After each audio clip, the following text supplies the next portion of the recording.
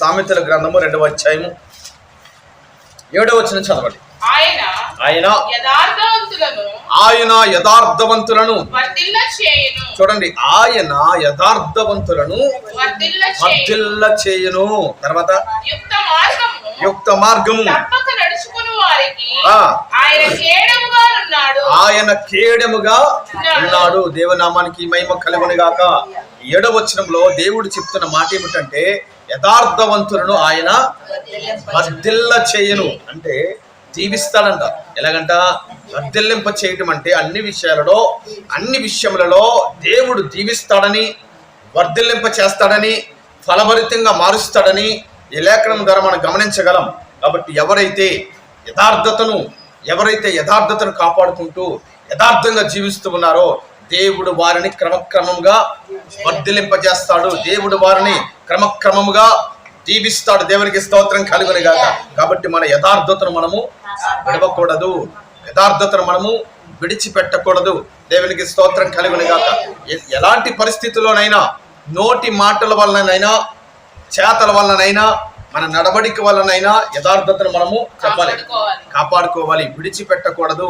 యథార్థతలో కానీ మనం నిలబడితే, యథార్థతలో కానీ మనం నిలిచి ఉంటే దేవుడు వారిని వర్ధిల్ల చేస్తాడంట. 22వ వచనం చదవండి. అదే అధ్యాయం 21 చదవండి. యథార్థవంతులు దేశమందు నివసించుదురు, లోపము లేని వారు దానిలో నిలిచి ఉందరు. దేవునికి స్తోత్రం కలుగును గాక. కాబట్టి యోబు యథార్థవంతులకు దేవుడు ఏమిస్తున్నాడు? రెండవదిగా ఆశీర్వాదము, యథార్థవంతులు దేశంలో నివసించుదురు, దేశములో నిలిచి ఉంటారు వాళ్ళు. అంటే ఒక చక్కని ఆయుస్సును దేవుడు వారికి అనుగ్రహిస్తున్నాడండి. దేవునికి స్తోత్రం కలుగును గాక. ఏమండి, దేవుడు ఉన్నతంగా దీవించాడండి, విస్తారంగా దీవించాడు. దాన్ని అనుభవించడానికి ఆయుస్సు లేకపోతే ఏం ఉపయోగము? అంతే కదండి. దేవుడు సకల దీవెనలు ఇచ్చాడు, సకల ఆశీర్వాదాలు ఇచ్చాడు. మరి బైబిల్లో ఒక ధనవంతుడు కనబడుతున్నాడు కదా. నా ప్రాణమా ఏమన్నాడు ప్రాణముతో ధనవంతుడు? నా ప్రాణమా తిను, త్రాగుము, సుఖించుము అంటూ ఉన్నాడు. కానీ అతని ఆయుష్ ఎంతవరకు ఉందో గ్రహించుకోలేకపోతున్నాడు. అతనిలో ఏమి లేదంటే యథార్థత లేదు. వెంటనే దేవుని యొక్క స్వరాన్ని వింటూ ఉన్నాడు. ఏమని? ఈ రాత్రే నీ ప్రాణమును నేను తీసుకోబోతున్నాను. నువ్వు సంపాదించింది, కూడబెట్టుకున్నది ఏమవుతుంది?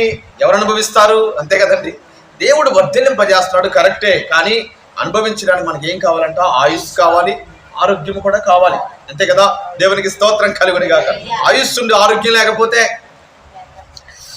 చెప్పాలి, ఆయుష్ ఉండి ఆరోగ్యం లేకపోతే స్వీట్ పట్టుకుంటాం కానీ చూడటం వరకే. తర్వాత చెప్పాలి, చూపులతోనే తినాలి, దాన్ని నోటితో తినలేము. ఎందుకని? లోపల ఉన్నటువంటి బలహీనత. కాబట్టి చూడండి, ఆయుష్తో పాటు ఆరోగ్యం కూడా మనకి ఖచ్చితంగా కావాలి. దేవునికి స్తోత్రం కలుగును గాక. ఈ రెండు ఇచ్చేవాడు ఎవరంటే దేవుడు మాత్రమే. ఎవరైతే యథార్థంగా నడుచుకుంటున్నారో, ఎవరైతే యథార్థంగా ప్రవర్తిస్తున్నారో దేవుడు వారిని వర్ధిల్లింపచేసి చక్కటి ఆరోగ్యమును, ఆయుస్సును కూడా దేవుడు అనుగ్రహిస్తాడు. దేవునికి స్తోత్రం కలుగును గాక. కొన్ని మాటలు మాత్రమే మీ ముందుంచి నేను కాస్త ముందుకు వెళ్ళాలని ఆశపడుతున్నాను. చూడండి, యోబు యథార్థవంతుడిగా కనబడుతున్నాడు. ఎప్పుడైతే యథార్థతను నిలుపుకొని యథార్థతలో నిలిచి ఉన్నాడో దేవుడు యోబును రెండంతలుగా ఆశీర్వదించాడు. దేవునికి స్తోత్రం కలుగును గాక. కాబట్టి మనకు దేవుని దగ్గర నుంచి దీవెన, ఆశీర్వాదము కావాలంటే మన యథార్థతను మనం ఏం చేయాలండి? కాపాడుకోవాలి. యథార్థతలో మనం నిలిచి ఉండాలి. యథార్థతలో మనం తప్పిపోకూడదు.